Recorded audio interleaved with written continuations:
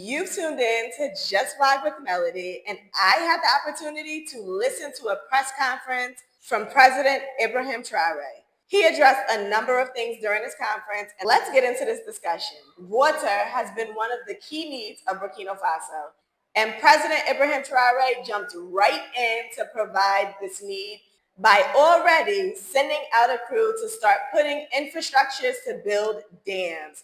How amazing is this? When you have a president that not only hears the needs of its people, but also strategizes on how best to meet those needs, because in many countries, the people cry out for help and it never comes. They literally have no choice but to suffer in silence. So for President Ibrahim Traore to jump on board right away, immediately attending to the greatest need, which is water, that alone speaks in volumes of the integrity of this president. He understands that a major source of life is water. And how can you truly build as a nation if you're battling something as simple as just water? Once this basic need is met, there is no limit to how big and how fast a country can grow. And there have been claims made that President Ibrahim Traore has been taking gold and misusing it for whatever purposes. Not that it's anybody's business, because it belongs to them. So he can literally use the gold for whatever he sees fit. But the fact that he has taken advantage of this opportunity, of this gold reserve, and using it to build up the country, immediately has shut mouths. And this is what they don't want to see. They don't want to see an Africa liberated, and they don't want to see an Africa that is going to utilize its resources to help build up the continent. They want to keep Africa suppressed so that they continue to plunder. Because if they can continue to plunder Africa for its natural resources, that means their country gets to develop more and more while Africa stays low. Addressing this water crisis in Burkina Faso is a key power move in the future development of Burkina Faso. Another very imperative topic of conversation by President Ibrahim Traore was Muslims using religion to kill. And he boldly spoke out and spoke up against this atrocity to say, it is not the Muslim religion to kill. In fact, the Muslim religion is typically peaceful. So they have a lot of Muslims in various areas of Burkina Faso that are killing and claiming that they are doing it all in the name of Allah. Now, technically, wouldn't this be considered blasphemy to their God that they're using something so inhumane, yet saying that they are doing it all in the name of religion? President Ibrahim Traore has vowed to send soldiers to these various areas and not only send them there to deal with this pressing issue, but that they should remain there even after the issue is resolved. He plans to leave troops in this area to continuously monitor what is happening. It's unfortunate that so many different people out there hide behind religion and use it as a tool. And the Muslim religion is not the only religion to do it, because we all know so many different religions out there that are just judgmental, that will crucify you on the same cross that they are praying to. And it just amazes me how far these religious people go in order to achieve their agenda. I said their personal hidden agenda, because you have those that are involved in religion because they have hidden alternatives, and their ultimate goal is not to be religious or to be saved and sanctified, but to use religion as a face to hide their demons. It's unfortunate that one would use religion to commit such atrocities, because it only shows the world not to trust in religion. Because if this is what's going on in religion, why would we want to put our trust in it? And religion is only a tool to further keep us divided, further keep us mentally in chains. And I said this in my last video, that we spend, as Black people, we spend the majority of our time either in school or either some type of religious setting. We are never truly free because we're always mentally bound, either by school, because we know that school is just the tool to keep all of us Black people in line. And if it's not school, the next tool used against us is to push the agenda of religion. And long before religion came on the scene, we were just Black people appreciating spirituality, appreciating the plants of life, and appreciating the bodies of water and the sun energy and these various sources of life that is physical evidence and physical proof of how amazing creation is. And they have worked so hard to keep us separated from that idea of spirituality, because with that comes freedom. But when you put religion in the midst, it keeps you in place. And what is the number one thing that they use to keep slaves in line outside of other black people, to keep black people in line? Was the Bible. The Bible was the main tool that they used to help enslave us as a people. It's time that we break free from these mental chains of slavery. And I'm so glad that President Ibrahim Traore is standing up to this tactic of using religion to further suppress our people. Western media creating false narratives to further keep Africa suppressed. President Traore was head on when he spoke about this topic, because this has been happening for decades. How long has the West been painting this picture of Africa? I remember, and this always has stuck with me, even into adulthood.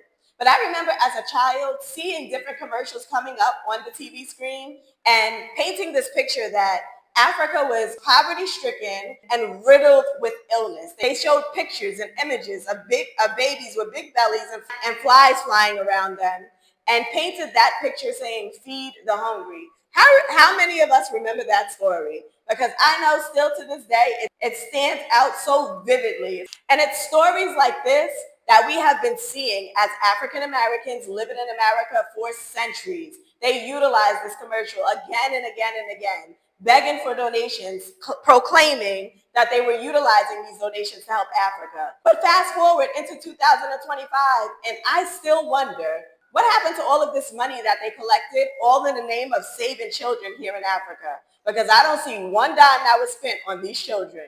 And it's stories like this that have always given us African Americans a negative image of Africa, thinking that I don't want to go there. Africa is poor. Africa ain't got nothing to offer. It's just torn down. Everybody living in shacks, running around naked. I don't want to go there. Oh, it's killing going on. It's all types of whatever picture that the media could paint Africa to be. They did that. Propaganda at its finest form.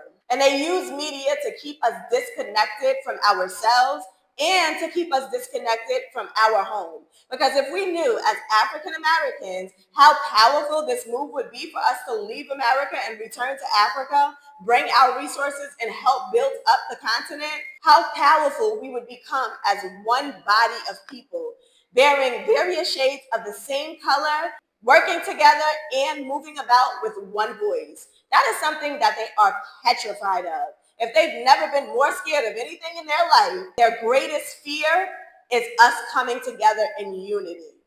I made up my mind a long time ago that I was coming to Africa. I think it was in 2012 when I really got serious about coming to Africa.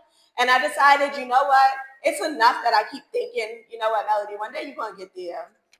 It's coming. You're gonna get there. And it happened for me in stages, right? So I went from the stage of, wow, I would actually really like to go to Africa one day, just to see what it's all about, just to see if what they've been telling us all these years on the TV screens in America is in alignment with what's actually happening in the country.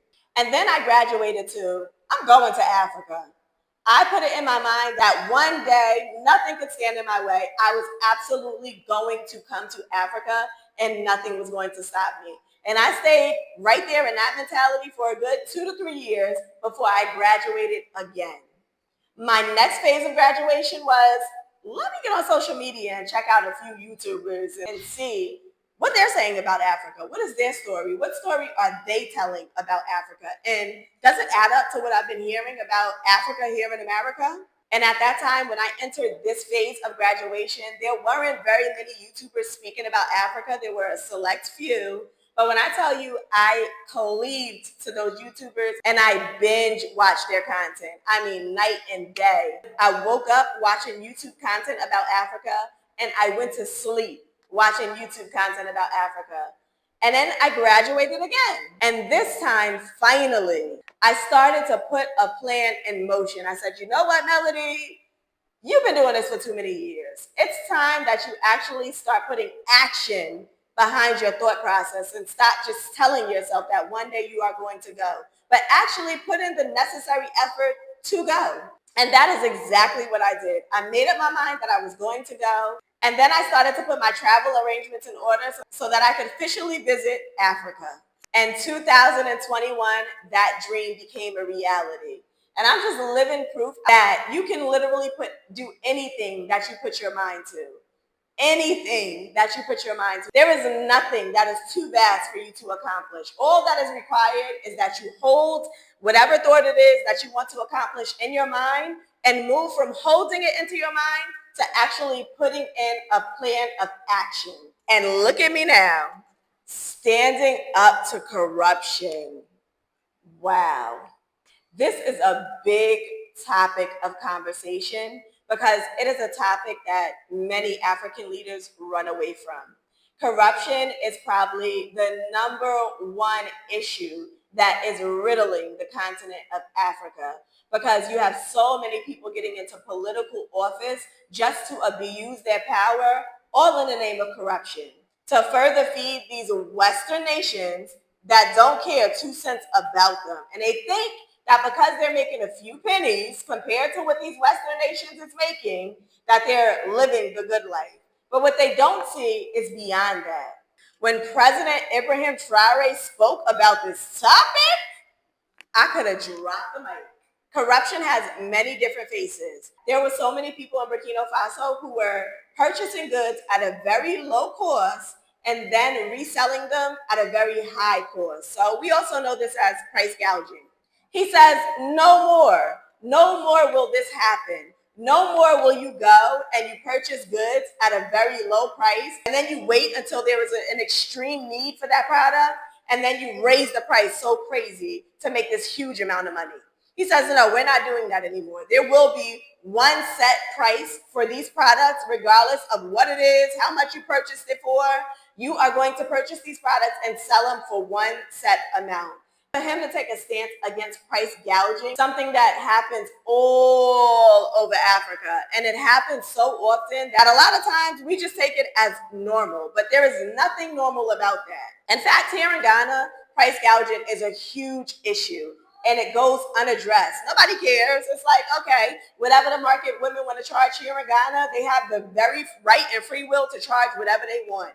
Even when the price of goods and services go down, they keep the prices elevated. Taxi drivers are another good example. They charge a certain amount for a ride. Now, let petrol go up crazy, and they boost their prices up crazy. However, when petrol goes down, guess what happens? Yes, you guessed it. The prices still stay elevated. They never come down on their prices. And there's no one coming to tell them, hey, this isn't right. You need to lower these prices. When they raise their prices, they leave it as is. And then they tell you, if you inquire about it, oh, it's because the prices of gas went up. Hello? And fuel also came back down. So what had happened there? It's no different with the market women here in Ghana. They do the same exact thing. And it goes unaddressed time and time again. And eventually, everyone just chalks it up like, oh, well, this is Ghana. That's just the way they do things. But there is nothing right about that. And I am so thankful that there is an African leader that gets my mindset as well and has the same mindset to say, this is not right. No matter how you look at it, this is not right and it should not be happening. And I'm taking a stance to say that it won't happen again under my watch. If you want to do business in Burkina Faso and it's going to entail the exchange of export and import into Burkina Faso, there is certain chains that you have to go through in order to make sure that you are being treated fairly and that you're not being ripped off. So he has these measures set in place so that people who are coming into the country to do business aren't getting ripped off. Can we give a huge round of applause to President Ibrahim Traore?